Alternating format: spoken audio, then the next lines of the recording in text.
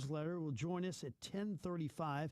Much to discuss with her today, including the removal of our sheriff, probably by noon today, correct? Well, that's when the Attorney General has set a deadline on that, and of course the existing sheriff and his attorney claim that they have a case to show that he is not incompetent, has not performed a dereliction of duty. Our friend of the show, Mark Maxwell, has done a great job covering this story. It's been an interesting one since the election, for sure. We're going to talk about the Blues' new uniforms, the NHL draft. Steve Chapman, the Chief Revenue and Marketing Officer, is going to join us at 11:35 today. I think everybody I've talked to about the new uniform has given it a thumbs up. I haven't seen many people critical of it. They are just gorgeous sweaters. And then at in the 11 o'clock hour, a program that is drawing a lot of national attention and has the support of, a couple places you may have heard of, the McDonald Foundation, as well as Edward Jones. It's giving $5,000 to eighth graders. Should middle school kids get that kind of money? Don't worry. They don't have access to it right away. But the idea is to teach underprivileged kids how to grow wealth and support an education. It's getting a lot of press. President Trump has talked about a similar kind of program on a national level, but St. Louis is on the front end of this in a local level and hopes to be setting the stage nationally as well. All right. A lot to discuss today.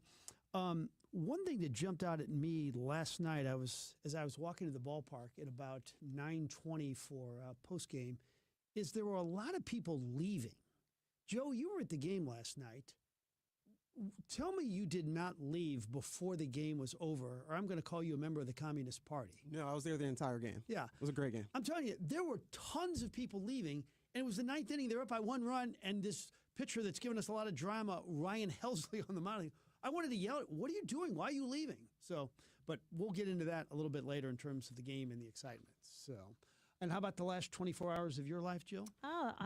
It's just that time of year where we like to have a little bit of relaxing cookout dinner, and it was pretty miserably hot to grill out. We were going to eat outside and didn't do that. Are you guys all brave enough to eat outside, to grill, to enjoy the outside time because it's summer and we don't get to do it all year round around here? Or do you cry uncle like we did and enjoy the air conditioning for dinner? I would love to hear from you. I think with a Corona Light with a lime, you could probably withstand the heat and could have put a couple of big strip steaks on the grill. Yeah. If you're standing on the grill, though, it's like 100 degrees already. Yeah, I probably would just sit outside. I wouldn't cook outside. Okay. That's just me, though. John cooked outside. We had a couple of delicious salsicas, and I think by the time we cooked outside, it was like, no, I'm going to go ahead and enjoy some inside time. But I hear what you're saying about if you commit to being outside, like for instance at a Cardinals game, you gotta stay there till the very end. I'm not a massive beer drinker. I think my career high is still 3. But I will say this, a Corona Light. I got Corona Lights the other day at Costco. And I had a thought from while I was buying, I had to pick up some limes. And then while I was checking out, the guy says, "Where's the limes?" So I get home and I tell Monique, I go, "You don't have any limes?" She goes, "Yes, I just happened to buy some limes for something else." So I'm telling you, you squeeze a little lime in a Corona Light, that is pretty good living. That is good stuff. I know a lot of people that will squeeze a lime in almost any beer in the summertime. It just kind of gives it a little bit of a different flavor. I will say it's just better when it's in a bottle. I'm not saying Corona Light's like the best beer or anything, but when you have it in a bottle with a lime, that just makes a huge difference. Do you, Connor, I know you have said before that you're not the hugest world's beer drinker, but do you find that you prefer a lighter beer in the summer than in the wintertime? Well, it's hard to drink like a big Guinness when it's 100 degrees out, I'll say. I agree. That's a good point. I want maybe something a little more hydrating. Something you don't need a spoon for, perhaps, in the summer months. Yeah, I can relate to that as well. All right, let's take our first break. When we come back, we'll have the opening dialogue on the Big 550 KTRS. Okay.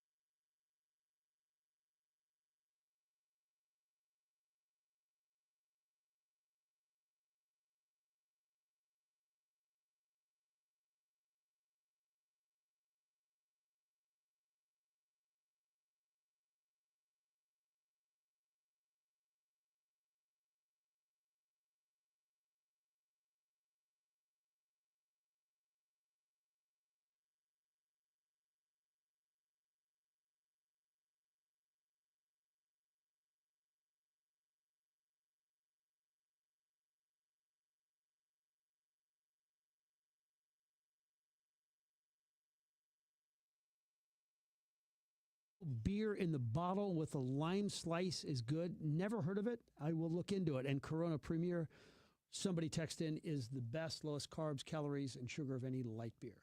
Okay, thought one. It's what everybody is talking about. The most important series of the season could be turning into the best series of the season.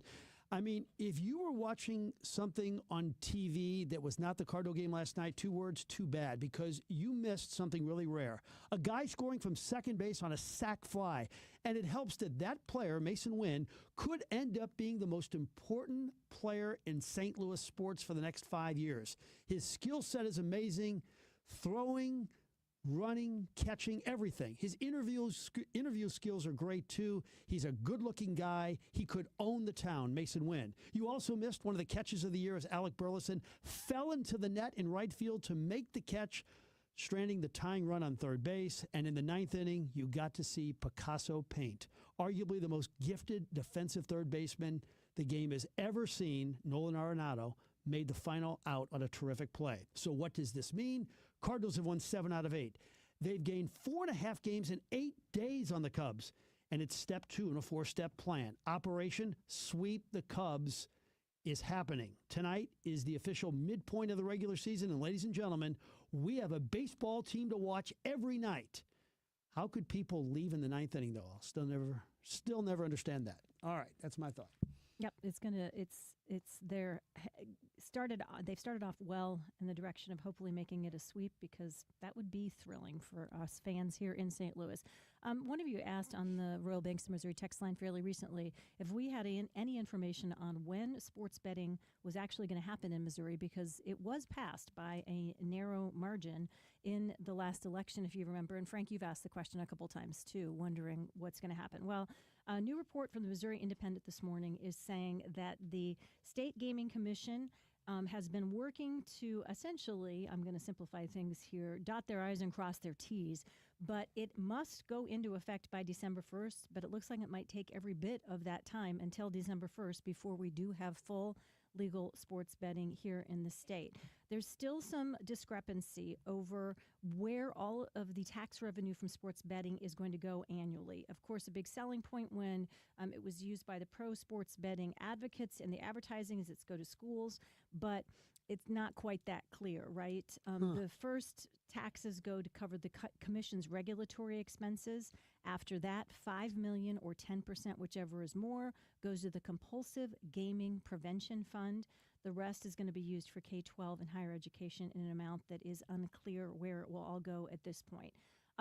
In states that have the betting, they're saying they've used every bit and more in that fund, because we see things like a 30% increase in bankruptcies, an increase in the number of suicides as well. A lot of people can bet and enjoy betting with no problem, but for those that it is a problem, it becomes a big problem fast, and the state is trying to head off those.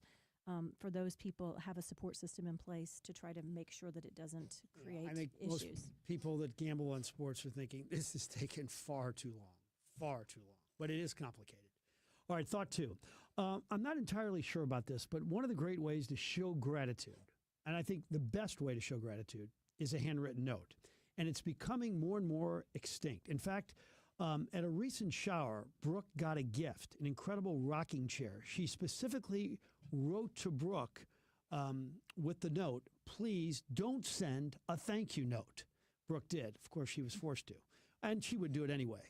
But so this morning, I'm looking at 10 letters about to be sent. They were written by Monique as she wrapped up her birthday celebration extravaganza. Crazy. Another birthday lunch yesterday. So, and I'm sure at this birthday lunch, he was tilting and talking with iced tea and a kale salad. Anyway, here's my theory. Women do a much better job at thank you notes than men. Men express gratitude more with a phone call, a text, or maybe just when they see the person again. Women, and this is a better thing to do, get out their stationery with their good penmanship and write a heartfelt note. Guys got to figure this out, because there is never, ever a time where expressing gratitude is a bad idea. And it's much better to express that gratitude with a handwritten note. My boys have not figured it out. They should. Yeah, I have terrible handwriting. I do not have nice penmanship at all, so I sometimes will actually type out a more heartfelt note to somebody because I can express myself a little bit better that way.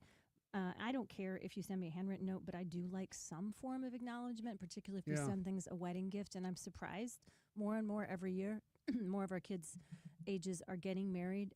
There are just more and more wedding gifts that we send that I just never hear a thing back from the bride or groom that they received it. That's all I care about. Yeah. Even it can be a text, it can be anything. I just want to know they got it. I did think it was kind of cool. The woman who's a doctor who gave Brooke this unbelievable rocking chair put on it, said, please don't send a thank you note. I mean, I thought that was nice of her, but. you Yeah, gotta well, send it. and Miss Manners would say if you receive the gift in the presence of the person who gave it to you and you thank them and so they know it was received, you don't technically have to, but a lot of people after a shower or something like that choose to send a handwritten thank you note, which is, I agree with you, the right thing to do as well.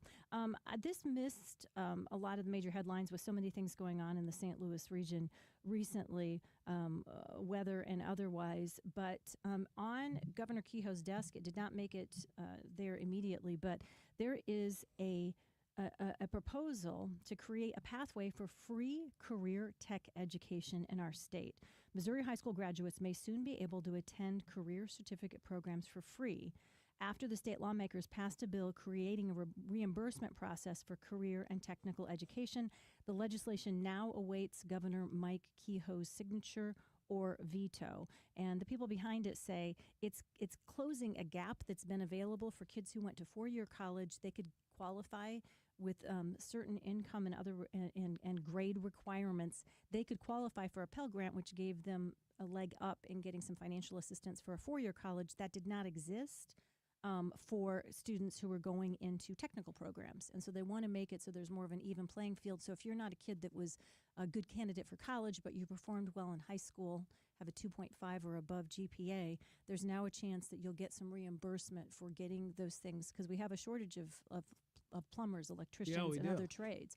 I hadn't heard about it before reading about it this morning in a rather obscure place, but I think it's one of those things could have a positive impact on job seekers in our future. Is this the first time in our lives that we actually think it's a reasonably good idea for some just to not go to college and do this other stuff?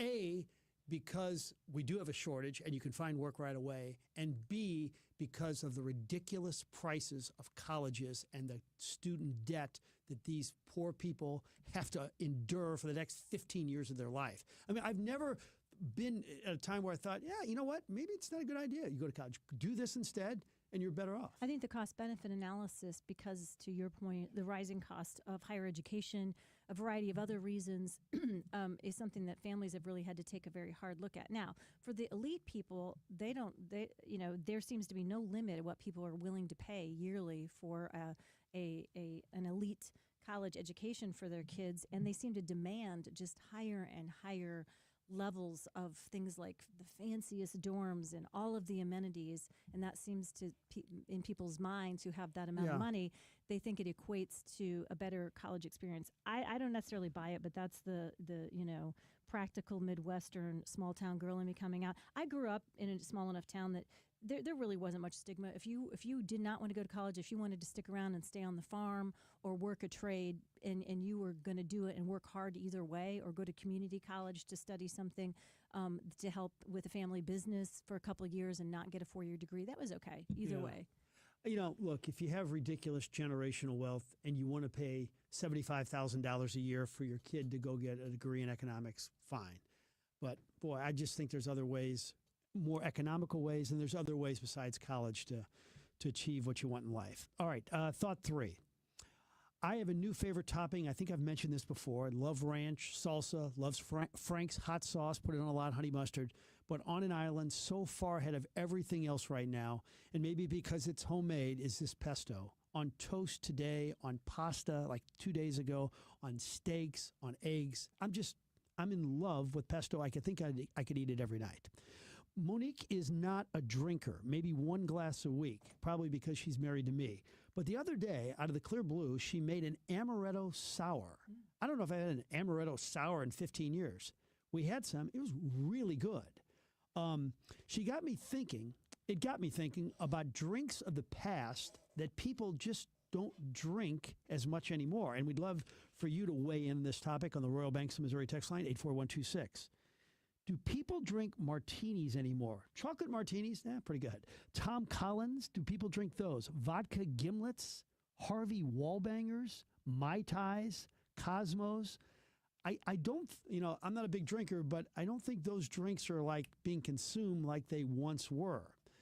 Another topic of things that have gone away. Does anybody ever take a photo and go to Walgreens and get it printed? Or are we all simply taking the photo and storing it digitally? When's the last time you've actually had a photo printed?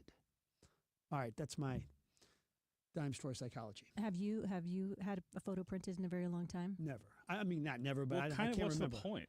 We got the phone. You can pull up the camera whenever the photos whenever you want, right? Yeah. I print a photo book every year of just kind of our life, so we have some, something that you can flip through. So maybe someday with the grandkids, and for things like wedding showers, bridal showers, sometimes people will print up poster boards with photos. That's about the last time I remember. Funerals, a lot of times people will. Does Walgreens even still offer the photo printing service? They do. Yeah, Monique just that can't be a real moneymaker. No, for them. Monique just had a thing done from our trip.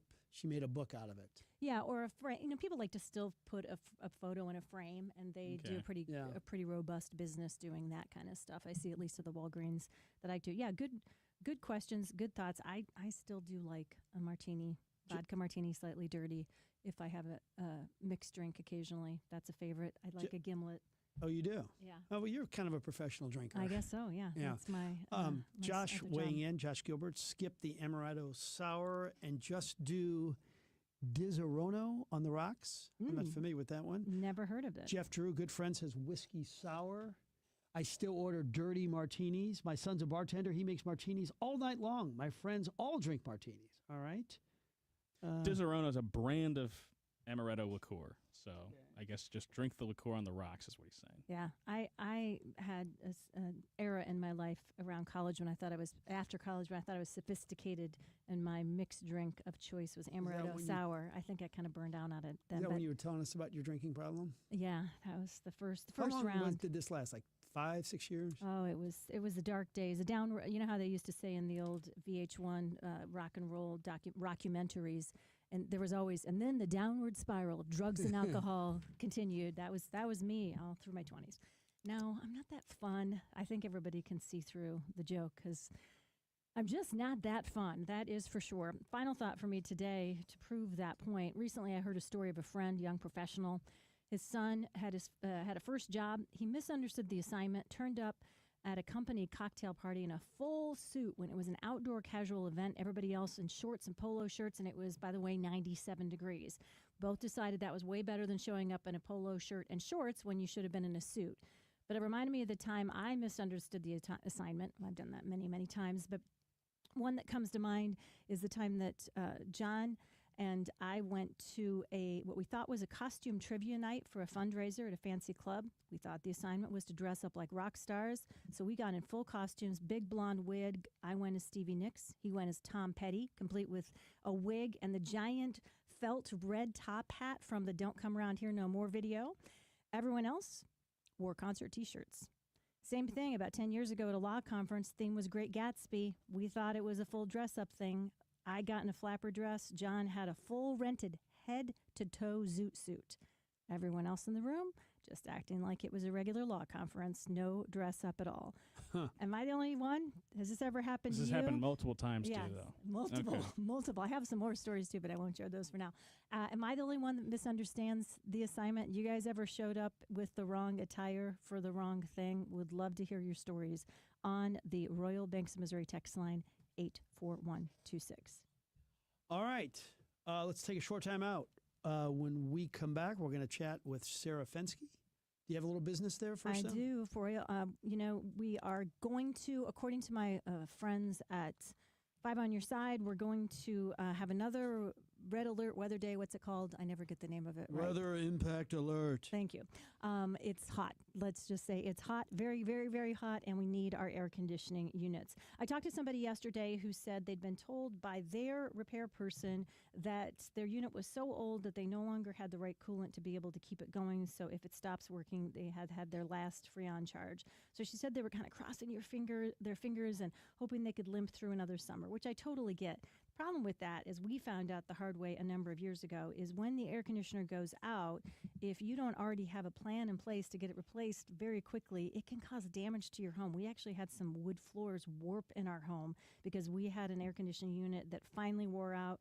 We run it up to the very end, but it took longer than we wanted to get a new one because I was not yet a Premier Heating and Cooling customer at that time, and we paid the price, not only to have the expense of getting a new unit, but the expense of also having to replace our wood floors in part of our home, which was definitely an unplanned expense.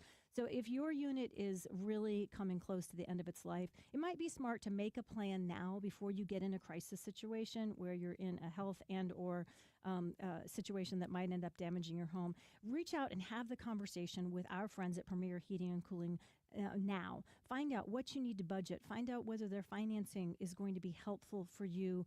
Find out how much longer you think your unit has so you can plan for it and make sure that you don't get caught unaware or in a crisis situation in these extremely hot temperatures. PremierHeatingCooling.net or 636-916-1122. That's Premier Heating and Cooling.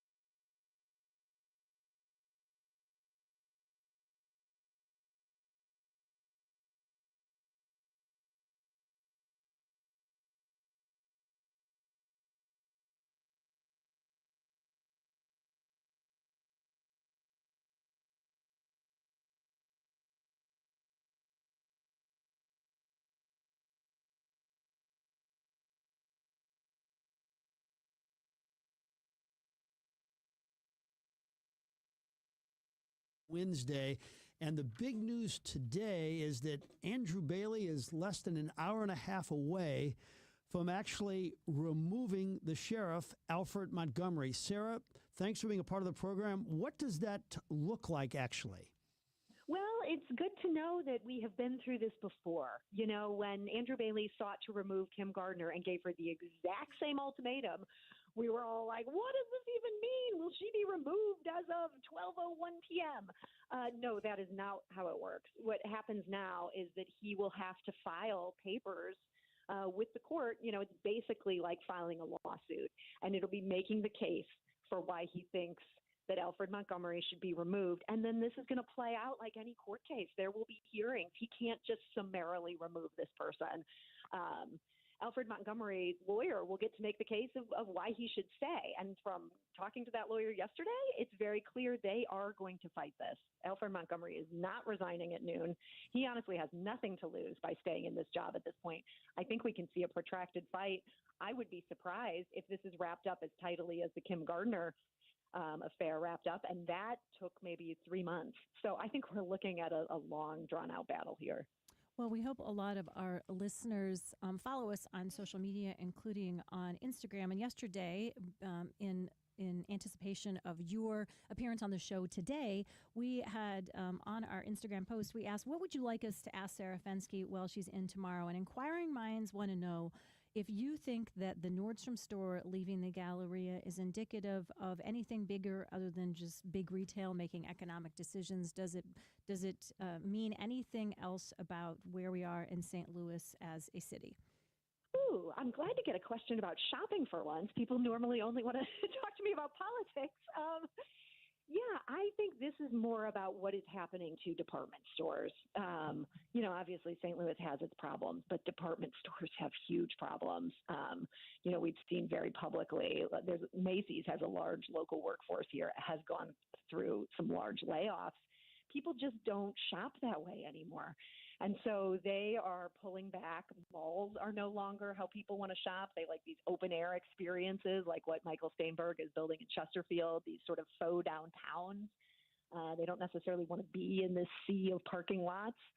So I don't think we should read anything into this about St. Louis. I think we should read it into the retail landscape is in some serious trouble. And as a shopper, I'm bummed about this one. That is my mall, and that was the store I went to. What do you make of what's going on with the Tesla operation where they used to park cars at Chesterfield Mall while that mall and that whole area goes under a brand new facelift? Yeah, so this is kind of a fun one that my colleague Ryan Kroll wrote for today. He and I were just talking about what is happening with Tesla. You know, Elon Musk has now left the White House. We have this sort of sea of Teslas that have long been parked at the Chesterfield Mall. We know that mall is coming down. I said to Ryan, why don't you just kind of check in on all fronts and see what's going on there? And so we have kind of a fun yarn about where this currently stands that you can read at stlmag.com. Basically, the lease that Tesla has on that mall site, and they have had that for years that they've used for their overflow, that is running out in about 8 months. And so they are going to have to find a new spot to put their cars and their Cybertrucks. What's been interesting about that site is even though Teslas have become a target across the nation for what President Trump would say is terrorism, you know, people sort of showing their hatred of Elon Musk by trying to damage these cars, that site is kind of perfect. There has been no vandalism out there. It's well secured. They haven't seen any troubles. So I think Tesla's going to have to find a new place that has those same features, and I imagine they want to be close to their dealership that's out there. Thank you for solving that mystery for me, because I've driven by and I'm like, why are there so many Tesla trucks parked right there in the now defunct mall parking lot? So it was good information to have. St. Louis Board of Elections is saying get out there and vote early in the Ward 8 to fill that Ward 8 alderperson slot left open by Mayor Kara Spencer vacating the seat to step into the mayor's seat. And it looks like there's a pretty big gap among the contenders for that spot in terms of what they have in their war chest. Do you think that, A, it's going to be a given that Jamie Cox Antwi pulls away with this race because she has so much more money? And B, is turnout going to be a factor? Yeah, turnout's going to be a huge factor. This is just a hard time to get people's attention because it's only this one ward that's on the ballot. And of course, it happens this way. You know, the mayor ascended, somebody has to fill that seat. At this point, turnout is at less than 1% with the early voting. I don't really see that changing until Election Day. I think then you'll see some of these people living in central/South City going to the polls, but I'd be surprised if we can crack 15% on this. You know, there's a number of candidates who have real grassroots constituencies. You have Jim Dallas, the Soulard people love him. You have Alicia Hoyt, the Benton Park crowd loves her. You have the Shedrick Kelly, who's endorsed by the Megan Green sort of progressive wing that sort of runs through this whole ward. And then you have, who I think we have to consider the front runner at this point, Jamie Cox Antwi. Not only does she have $50,000 in the bank, but she has the endorsement of Kara Spencer. Kara is very popular in her former ward. She can do no wrong as far as a big chunk of this ward is concerned. And so I think the fact she's saying Jamie Cox Antwi is my candidate, that makes her the person to beat. So most of us deal with the heat by simply staying out of it and staying hydrated and staying in air conditioning. And then you have this horrible story out of St. Anne's. I think we had it on Channel 5. You have it in your newsletter. About a 55-year-old woman. If you can elaborate, please. Yeah, I mean, we don't know much about this, but we do know that she was in her home, and at the point that they found her dead, she had been without air conditioning and apparently also without water for at least 3 days, which is just devastating to think about the suffering that she must have endured. So there are a number of agencies that help people when they have trouble keeping their electricity on, because we know this heat is deadly. I would just say, like, if you have a neighbor who might be in this boat, like, go check on them. You know, like, there are ways to help. Ameren has this whole program where they will help people out. There's this Cool Down St. Louis. You know, we think about how our grandparents did just fine without air conditioning. This is a changed landscape here. You do need a chance to cool off in this summer. Very good point. Hey, real quick before we let you go, you reported on the fact that there were dogs that showed up in the St. Louis County Council meeting as the question continues about how much money needs to go in to try to revamp the county animal shelter. How was that received by the council members? Yeah, I would say the people in a position to decide whether to spend this money were not amused by this. Somebody called these dogs props. I think somebody else used the word stunt. You know, Sam Page obviously was kind of playing to the cameras, and we, to some extent, played along. We showed up and took pictures of these very cute dogs. But I don't know that this is going to work politically. I think the council just kind of rolled their eyes like, oh, come on, Sam. So that's where we're at on this one right now. I was at the swimming pool on Saturday, and I heard this very familiar voice at our neighborhood pool. And I was like, who is that? Why do I recognize that voice? And I thought, that is Sarah. So it was very fun to see you outside of work at the radio station, enjoying some time with your adorable daughters over the weekend as well. Sarah, can you confirm or deny that Jill was having some amaretto sours, like 2 or 3, getting all sauced up? What do you think? Jill, to me, looked like she was enjoying some time in the sun. She looked very fit. I certainly did not see Jill doing anything naughty, nor did I myself participate in any such mischief. All right. Thank you for confirming. She was reading a book, of course, because she's one of the smartest people we know. I was listening to a book on tape. We were not doing anything too nefarious, but it was very fun to get to see you in person, to get to talk to you every week, but I don't get to see you in person very often. So that was a special treat. And make it a great rest of your week, and please stay cool. Thank you very much. I'll probably see you at the pool trying to do just that. Well, one of the things that we want you guys to do to enjoy summertime. It's a big, luxurious pool. No, it's a very old neighborhood pool that's the shape of a rectangle. Remember when pools were rectangles? Sounds kind of opulent, you know, a day by the pool. It was. It was a nice I'd have to day see by the pool. Some pools don't seem that nice. Yeah, it's a 1960s rectangle pool. Okay. But you know what? It does the job on a hot day. It's cool and the water is clear. That's exactly what we needed out of our pool time that day. Okay. And it was we'd done a nice little bike ride, and I was hot, and that pool felt very, very good. One of the things that would feel very, very good to your family is to know that you can have a good time as a family doing an event, kind of like almost a good old fashioned drive in movie, but you're doing it to support one of the most important organizations in our city when it comes to providing Christmas for kids. And it's a Christmas in July event happening right here at Westport Plaza. We have an incredible courtyard here just down the escalator from the KTRS studios that has an incredibly huge screen. There's sporting events on it. It's always a fun place to go eat lunch and catch a Cardinals game if it's on the screen as well. But on two special nights, July 11th and July 18th, you can bring your family down here to Westport and watch a family movie on the screen, kind of like an old-fashioned drive-in movie, but you'll pull up a chair or a blanket and watch the movie. And all you have to do is bring a new unwrapped toy to support the Salvation Army, because the Salvation Army helps make Christmas a special time for more than 6,500 kids in the St. Louis area. And of course, KTRS has been partnering with our friends at the Salvation Army for a long time to help make their Angel Tree Project a huge success. This year, we know the need's going to be greater than ever thanks to the tornadoes. So it's a chance you have to remind your kids that it's always good to do something for those in our community who need our support. Bring a new unwrapped toy, and you can find out all the information you need about our Christmas in July celebration, July 11th and 18th at ktrs.com.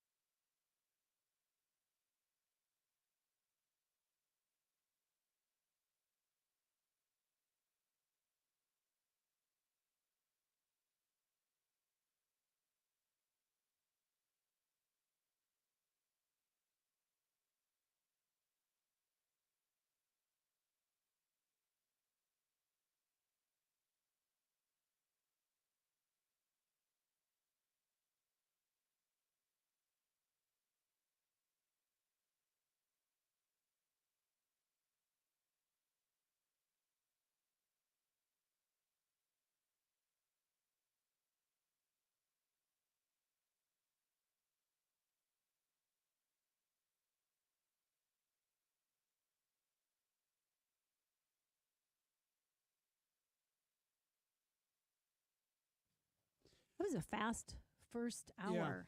We covered a lot of ground. I wanted to read one great text. College cost needs to be offset by sports. TV revenue needs to be put back in schools. Tuition is outrageous, but we can spend millions on coaches. Something is wrong, especially for kids that should go to college but can't afford to. I really agree with the premise of that. And I've been railing for years about just how ridiculous these tuition prices are. But there are examples, Jill, where you're not paying a college coach enough. Like they did a study about what Nick Saban did in terms of economic impact for the city of Tuscaloosa, that his salary was like $14 million. But somebody said that Nick Saban was worth $1 billion. I'm reading this article, one of the Tuscaloosa papers when he retired, what he did for that university in terms of enrollment, what he did for Tuscaloosa in terms of, building restaurants and hotels. This guy made Alabama great. So it's like Bill Veeck once said, it's not the price of stardom I have a problem with, it's the price of mediocrity. So there are examples of coaches that have such an impact that they actually could be underpaid even though they're making a ridiculous figure. So. Yeah, I think you make some very good points, and I think this texter really made a good point that stood out to me as well. I guess the question is, at one point there are a lot of people in the world, I can think of people in my hometown that changed the lives of teachers and had an impact that changed thousands of lives in that small setting, and they didn't get paid anything Nothing. for it, right? It was all about making the world a better place or trying to have an impact because that's what their ethics were. So I get it. I mean, yes, everything's quantifiable, everything's transactional. It should be if you make this much money for somebody else, you get a piece of it. I get thinking about it that way, but I also get what the texter saying. At some point, when is it going to be? Can we just think about what does the greatest good for the most people? Won't most of the revenue just go back to the athletes now, too? I mean, maybe back in the day, there was a lot of money lying around, but not as much, right? Yeah. Here's the official stat from the Tuscaloosa mayor 2 years ago. Alabama football has had an economic impact on the city between 180 and 200 million, which is just crazy. Yeah. Okay. We are late for a break. We got a great 11 o'clock hour coming your way at 11 o'clock. Yeah, we've got somebody on to talk about a program that I hadn't heard about before, but it's getting a lot of national buzz. It's going to be investing in some lower income kids in our area. They will have $5,000 to use toward things like education, building future wealth, trying to pay for other training that they might want for their lives. And the McDonnell Douglas Foundation and Edward Jones are behind it. You're going to want to find out how it works and if you might know somebody in your life that would qualify to sign up. All that coming up after the news.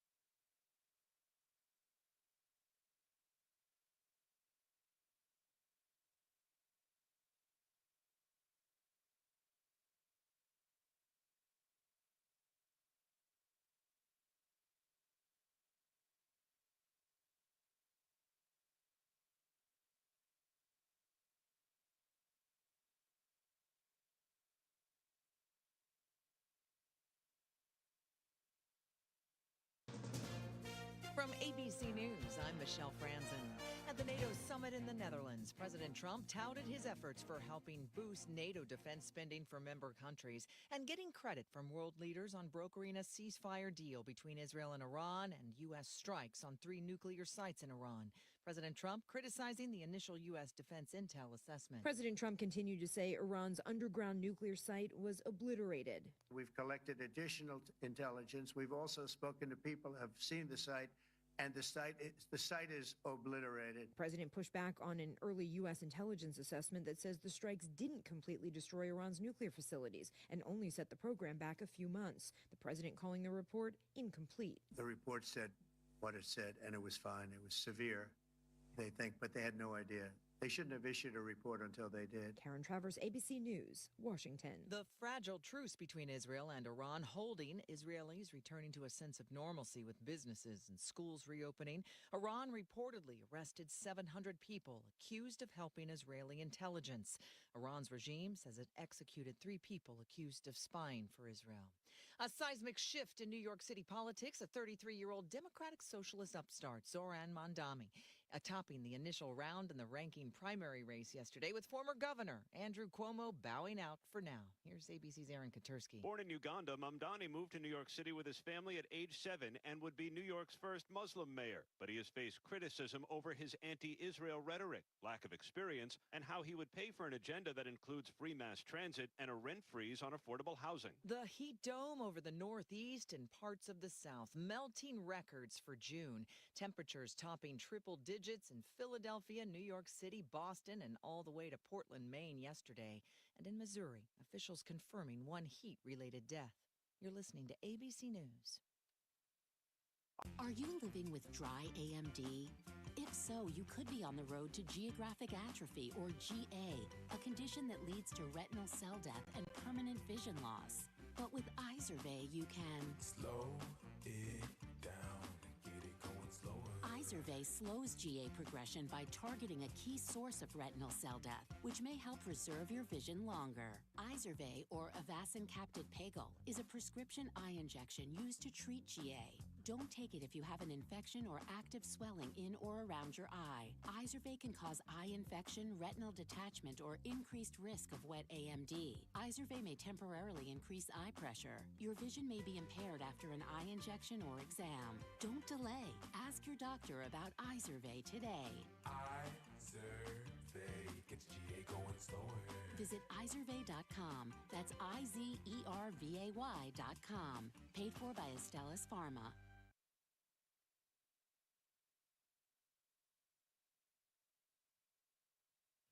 This is KTRS News. I'm Sobe Bay. A heat advisory remains in effect for most of the KTRS listening area until 9 tomorrow evening. And authorities are releasing more information about a heat-related death in St. Louis County yesterday. Police say 55-year-old Shauna Thomas died in her home in St. Anne after having no water or air conditioning for at least 3 days. They say her electricity was turned off on June 11th for lack of payment, and that Thomas also had pre-existing medical conditions. Health officials are reminding residents there are resources available across the region to help people stay cool and hydrated during the brutal heat wave. St. Louis Sheriff Alfred Montgomery is refusing the Missouri Attorney General's demand for him to resign. Attorney General Andrew Bailey posted on social media yesterday that Montgomery had until noon today to resign or face immediate removal proceedings. Sheriff Montgomery touted his accomplishments on the job in a press conference yesterday. For the first time in over a decade, every deputy have received a significant raise because they deserve to be paid like every other law enforcement professional they are. We are fully staffed. Again, for the first time in decades, within the first 6 months. We have invested more into this department than any administration in the past 25 years. Bailey accused Montgomery of vacating his duties, citing what he called widely published and disturbing allegations. Bailey has scheduled a press conference to address the issue this afternoon at 12:30 at the old post office building. Illinois Governor J.B. Pritzker is expected to announce a run for a 3rd term on Thursday. Several reports say he will make an in-person announcement at events in Chicago and Springfield. Pritzker is the first incumbent Illinois governor to seek a 3rd term as chief executive since the late former Republican Governor James Thompson, who served 4 terms. The Illinois State Fire Marshal is urging fireworks safety over the July 4th holiday. The National Fire Protection Association says fireworks started more than 31,000 fires in 2022. These fires caused an estimated 6 deaths, dozens of injuries, and $109 million in direct property damage. These fires aren't only caused by commercial fireworks, but also by novelty fireworks that are sometimes purchased at local supermarkets. A new food truck park is coming to St. Charles. The park will take over an old Texaco station and surrounding lots in the 1800 block of North 2nd Street between Route 370 and Main Street in the historic Frenchtown neighborhood. The park will feature a barbecue and beverage bar in the historic gas station and a stage behind the garage which will feature live music. The park is expected to open for a few events in October before opening permanently on weekends in spring of 2026. The Animal Protective Association of Missouri is offering incentives for people interested in adopting or fostering pets as the shelter is experiencing a surge in the intake of dogs and cats. KTRS's Dave Solomon has the story. This month, the APA has taken in more than 100 stray animals, a 72% increase over the same time frame last year.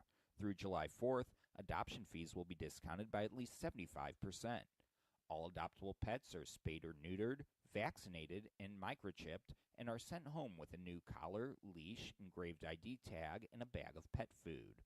The APA is also looking for individuals willing to foster animals to create much-needed space in the shelter. For more information on fostering or adopting a pet, you can visit the APA's website at apamo.org or call 314-645-4610. David Solomon, KTRS News. This KTRS Business Minutes is brought to you by Walter Knoll Florist, the place for all your floral needs. Place your order anytime at WKF.com. Wall Street right now, Dow Jones down 76 points to 43,012. S&P 500 up 1 to 6,093, and the Nasdaq is up 51 to 19,963. KTRS Sports, the Cardinals smacked 3 more home runs and rallied from 5-2 down to beat the first-place Cubbies again, this time 8-7. Mason Wynn went deep and drove in 4. Eric Fetty gets the ball tonight as the Redbirds look to make it 3 in a row. St. Louis City SC is back on the pitch tonight as they take on Orlando at Energizer Park. City will be looking for just their 4th win on the season, but 2nd under interim coach David Critchley. KTRS weather, heat advisory remains in effect for most of the KTRS listening area until 9 tomorrow evening. Today, mostly sunny with a slight chance of scattered late afternoon showers or thunderstorms, a high near 96. Tonight, mostly clear with a low around 78. And tomorrow, mostly sunny with a chance of scattered afternoon showers or thunderstorms, high near 96. Right now, we have 90 degrees. I'm Sobe Bay, KTRS News, the talk of St. Louis.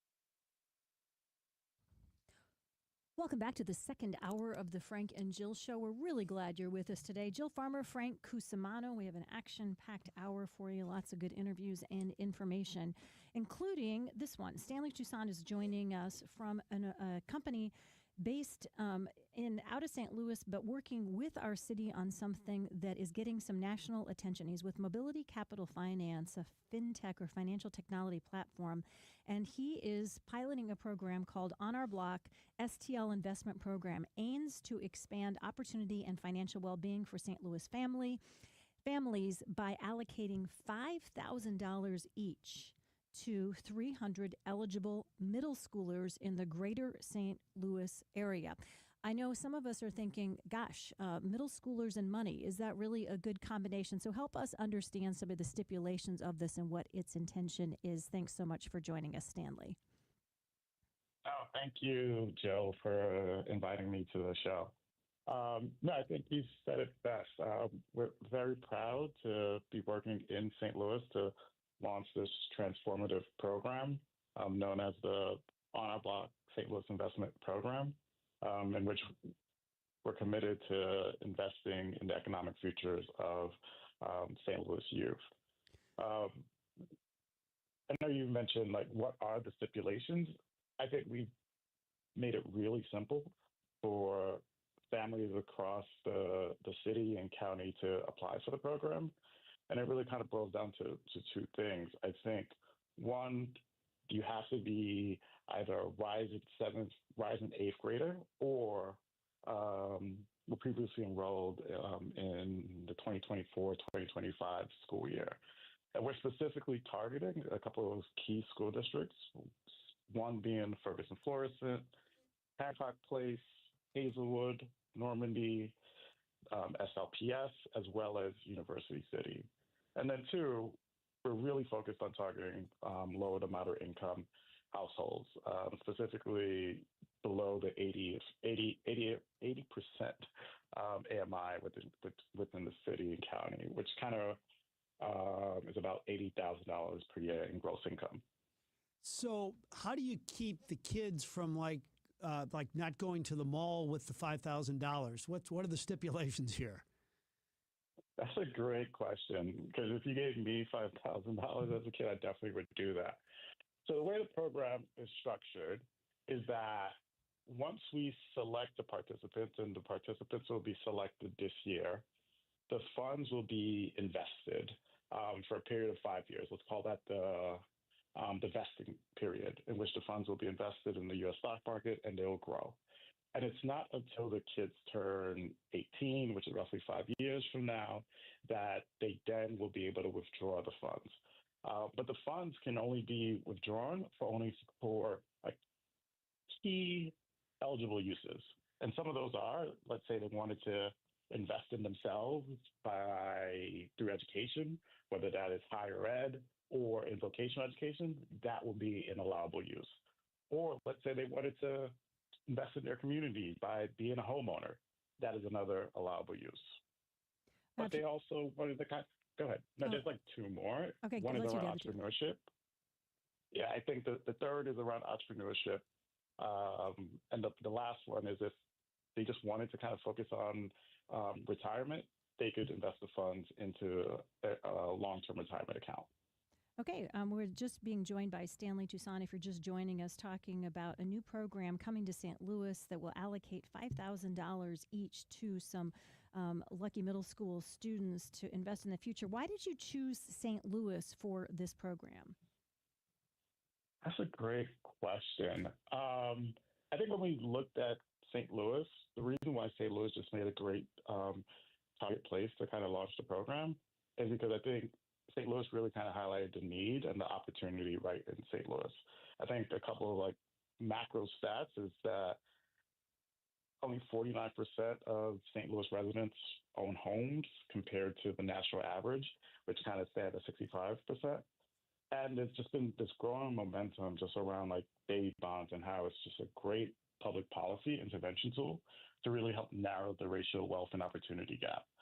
And there was just compelling research that showed that this, in fact, does work.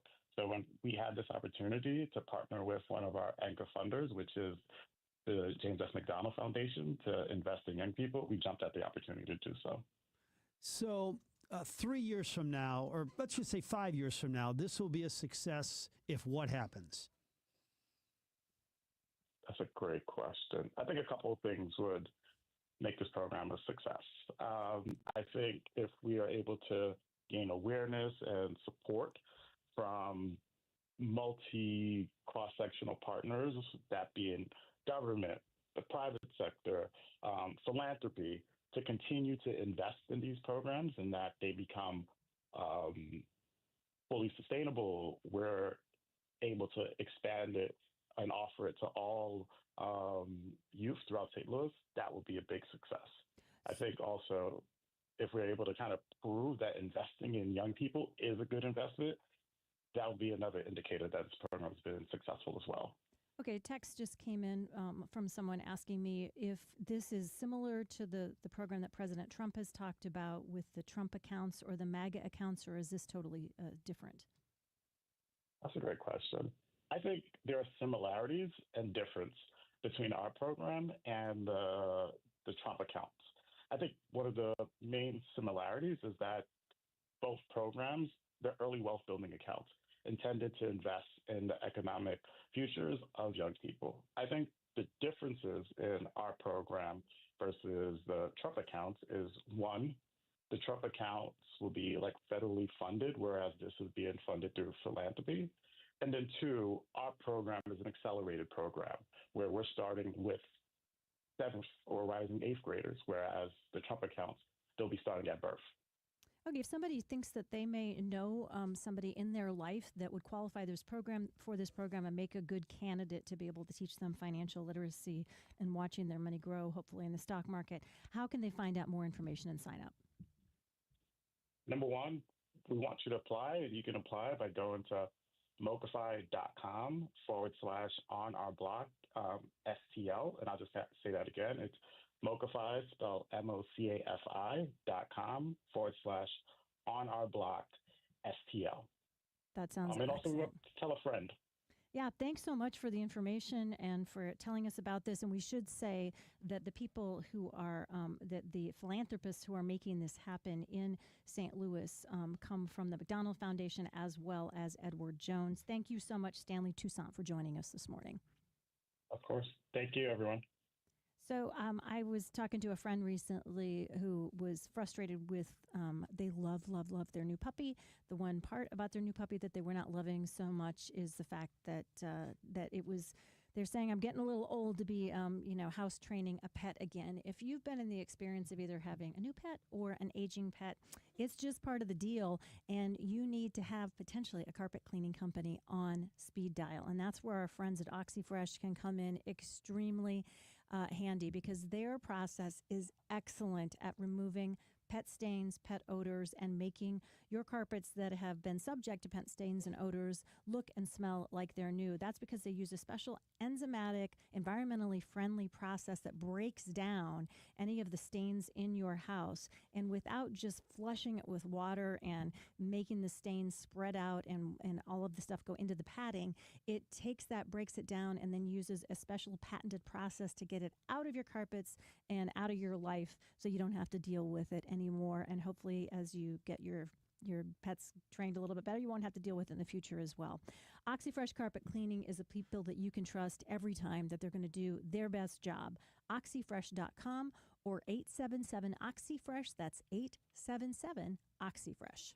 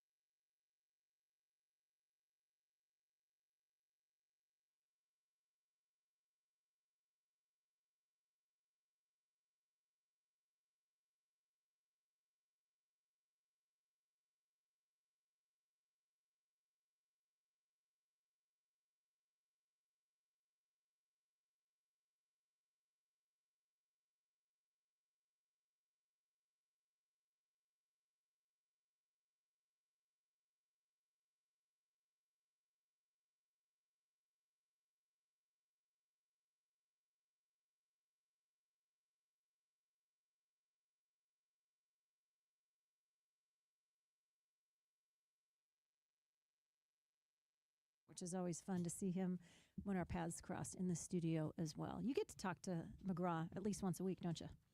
I do. I'll be with him tomorrow at 8:35. And usually you're doing about 5 things at once, but you do a very good job at staying on task and focus while you're doing those interviews in the morning on the McGraw Show. Because people only knew where I was on some of those hits. The range. That's among other things. He's on hole 8, trying to finish the round before he comes in here. Very good point. So it has been at the top of the news the last couple of days. The current sheriff, Alfred Montgomery, in his what we will call his embattled term in his office since election. Of course, the KSDK last night had a longer form interview with the former sheriff, Vernon Betts. It's not a surprise that he has some things to say about how this has all gone down.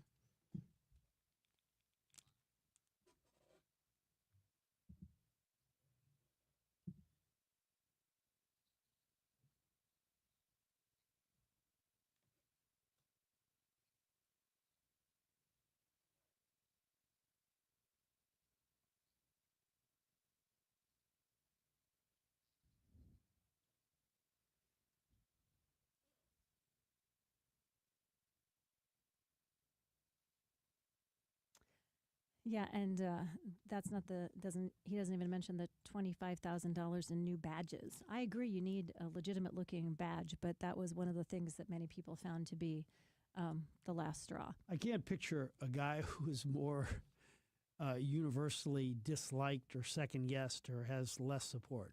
I mean, this is historical. Yes, and I think one of the things he said in his press conference was, "I have it well staffed and it's operating with a full staff and with many aspects that have not been in play in the last 25 years." And people, of course, said yes, because you blew your budget so far out of the water. It's easy to have everything well staffed if you just pretend that there's no budget and doing what it is you do. But you and I do that on the Frank and Jill Show all the time. We just know no money is too much money to be able to bring all the resources we do to make this. Right, we have a big budget here. Do we get a budget? We get a budget? That's news to me. I'm not aware if we have, but we do have something that's new. It's a lot of fun, and that is that we are on YouTube, 550 KTRS TV. Tune in, say hi to us, leave a comment. We love having you join us, whether you're listening, whether you're watching, whether you're doing both at once. That is great. Song of the Day is continuing our theme of summer is here, both on the calendar and on the thermometer. So we're continuing our week of summer songs.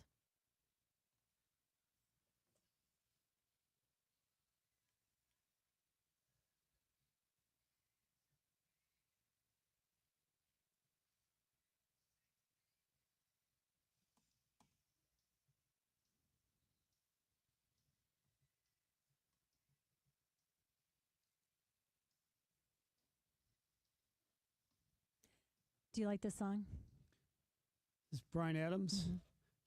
Yeah, it's good. Yeah, it was kind of a quintessential summer of 1985 song for those of us driving around town in our Ford Escorts. And I didn't have a Ford Escort. I had the family van, 1970s van that I was driving around in. But it was a fun song for that summer for sure. And I actually got to see, when my parents moved from Iowa to Colorado, I went to my first concert at Red Rocks, and it was Bryan Adams and the Hooters, summer of 1987, and it was a very good concert. I was with a guy yesterday who used to work at Six Flags. Oh, it's our photographer, Randy Schwenker, he'll be with today. And he said, and this is a good memory, I don't know if you were here at that time, but there was a time where Six Flags actually brought out some pretty big-time musicians, or some musicians that were hot, and they put on pretty good concerts out there. Yeah, great question for the Royal Banks of Missouri text line. Do you guys remember going to any concerts at Six Flags? I would say a lot of St. Louisans in their 50s, early 60s. That's the era of in the 80s, when in 70s and 80s, when they had some pretty good concerts, and it was kind of a thing to do where you get dropped off by your parents at Six Flags and then gone for 12 hours. And then gone for 12 hours, including enjoying a concert as well. Where was the concert? I'm trying to They had think. a stage. There was a stage somewhere? I was like, I don't think there's a stage now. Probably not. An amphitheater of some form. I don't know where that would be. And you'd, well, I saw Christopher Cross there. Ride Like the Wind. It was worth sitting there for an hour and a half, but hear that one song. He had his moment in the sun for sure. Sailing, I think, was more popular, but I liked Ride Like the Wind. I mean, the beginning of Ride Like the Wind, and we've talked about it before, the instrumental was great. But Sailing was his bigger hit? I think so. Yeah. That got to number 1, I believe. Yeah. And he was I mean, I would say quintessential yacht rock. I mean, would you say Christopher Cross? It doesn't get much more more quintessential. From the 314, yes, back in the late 70s, early 80s, they had awesome concerts at Six Flags. It was called the Old Glory Amphitheater, and Toto played there. Where was that though? Like, what has gone over that now? I'm trying to think of where. Like, what is there? Is that where the water park is now? Where was the amphitheater? Yeah, great question from the text line. If you know the layout of Six Flags well enough to be able to let our inquiring minds in the studio know, that would be helpful. Somebody else, a big Hooters fan as well. All You Zombies. Yes, that is one of my favorite songs. It was by the Screaming Eagle, according to Chris the Courier. Oh, okay. Now, would most people agree that the best single ride there was the Log Flume, where it would be so hot and you'd get a little wet? And the Screaming Eagle I thought that was, I came down here for vacation because this was big time town for us to go on a school trip, and we got to go to Six Flags.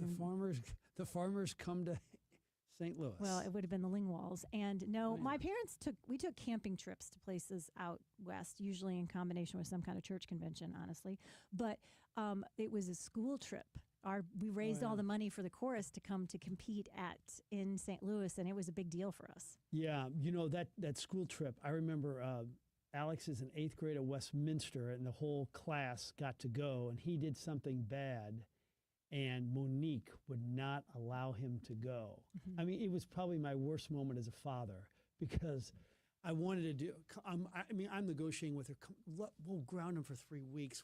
Come on, you'll have to do this, please. And then he's begging, and she would not acquiesce. It was unbelievable. Yeah, we have a famous got in trouble for the Six Flags field trip in 8th grade too. Jane, same thing. She'll she didn't kill go? me. She did get to go, but she had to sit out. And this was a school. She got in trouble at school, which she got even in trouble at home for this too. But she was not allowed.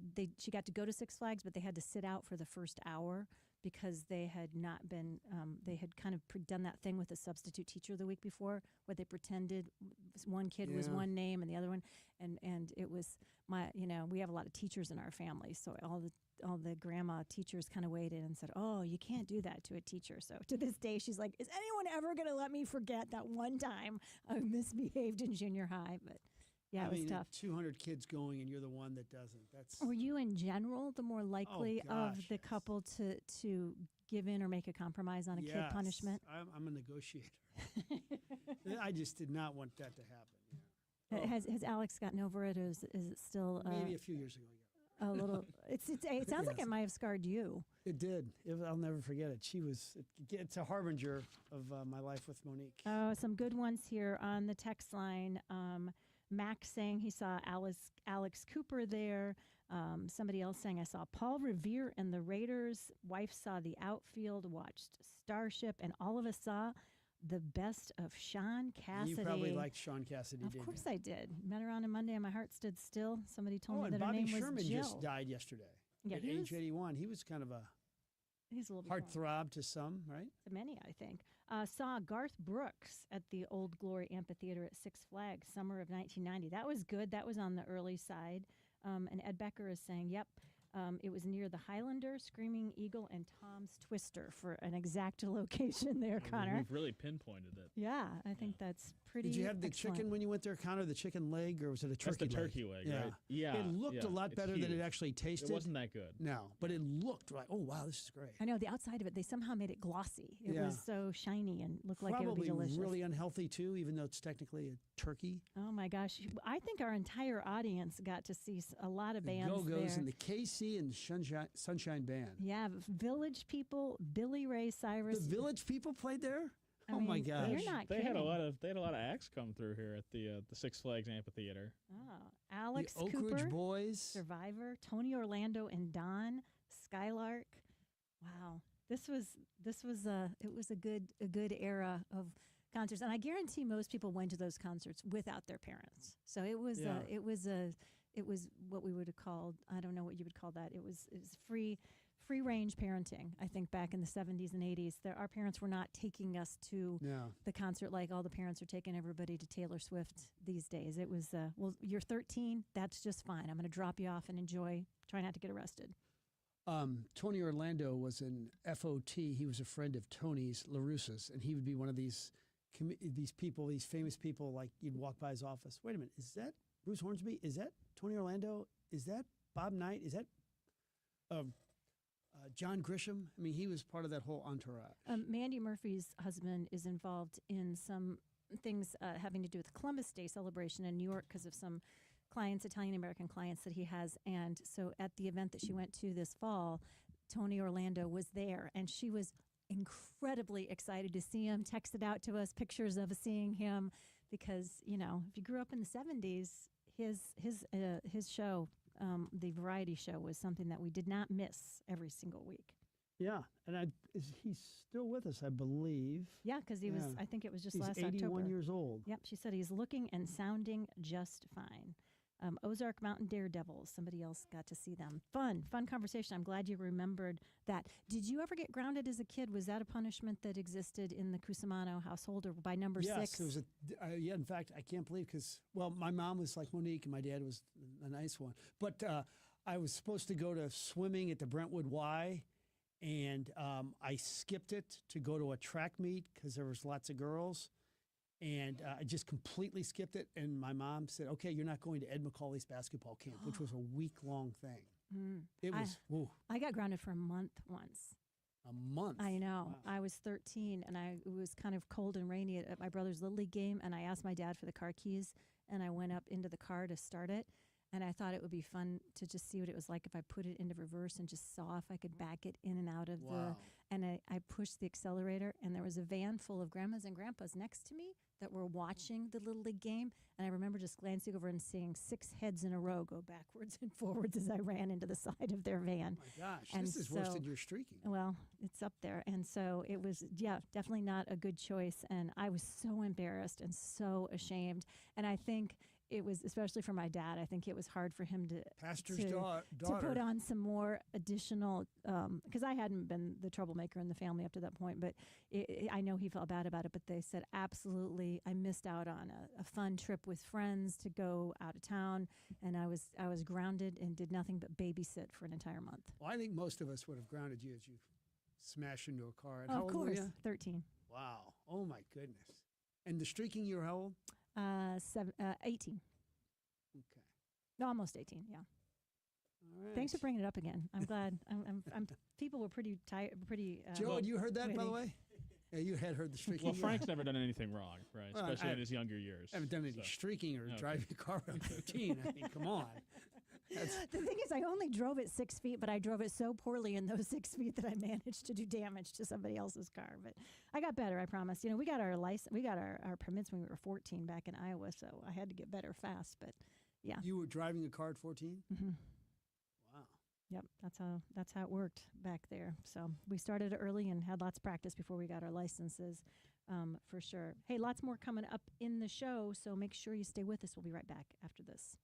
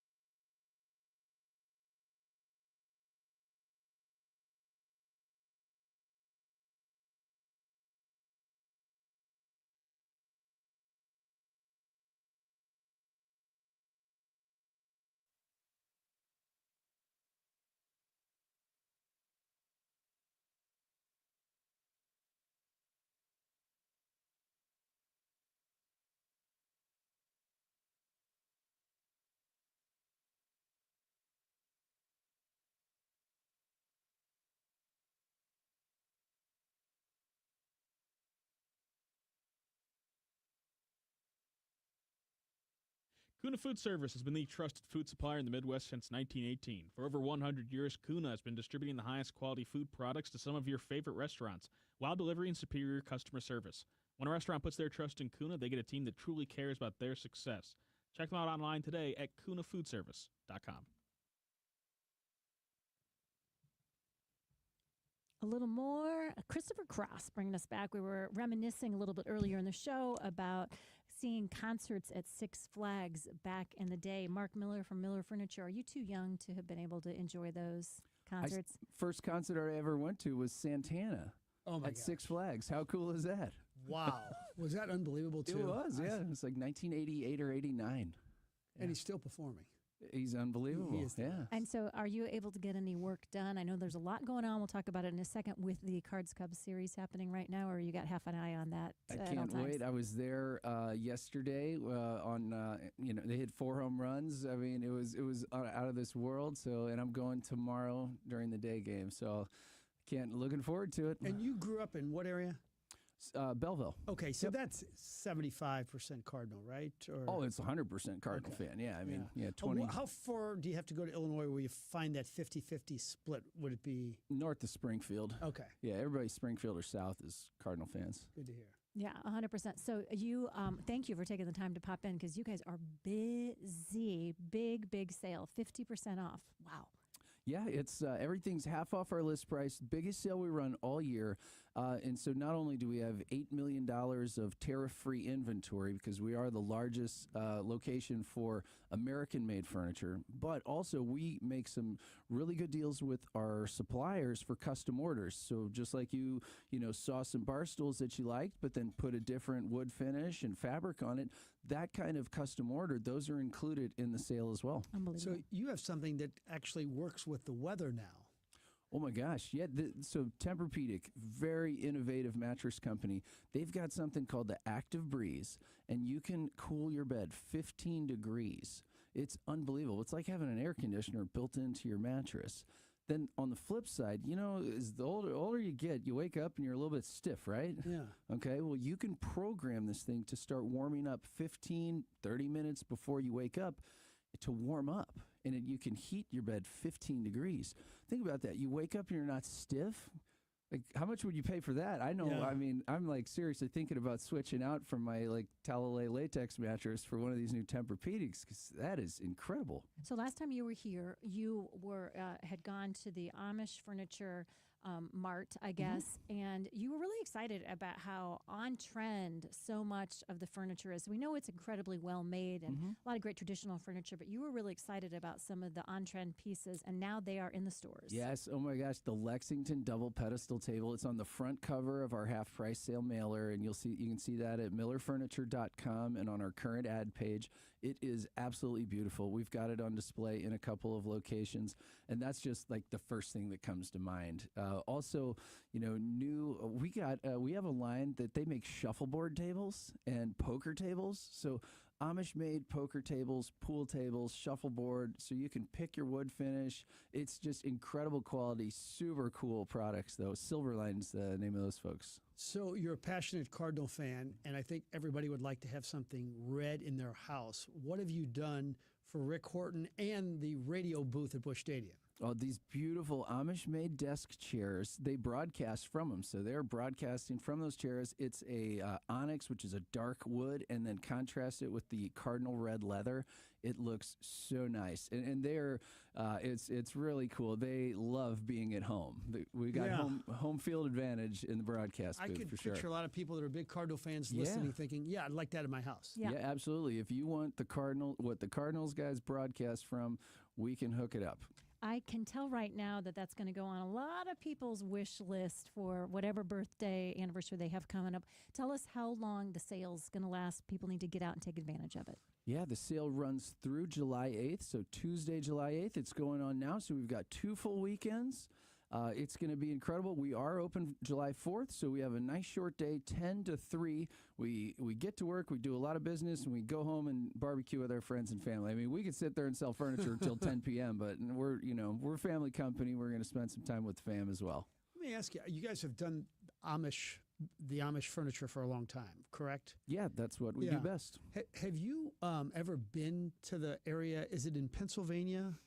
Not Pennsylvania. I've been to Ohio and Indiana, and Ohio, I mean, it looks like Germany, like Heidelberg. Really? Yeah, rolling hills and streams, and just they really have a wonderful slice of the country over there Boy, in that Holmes must be awesome County. to see up close. Great food too, Frank. You'd love it. All right, yeah. And thank you for bringing in your special assistant today, 8.5-year-old daughter Sophia, helping out. Wanted to see Dad doing what he does best. Yeah, 5th generation. She already knows the difference between cherry and oak. You know, one's a smooth grain, one's an open grain. Like, she could tell you all about it. Very exciting. Very Hey, nice. before we let our listeners go today, we've got the weekly special coming up tomorrow. Our friends from Square One Brewery going to come in. What an interesting history. They are Kuna clients, of course, which sponsors our show as well. What's coming up on the press box, Frank?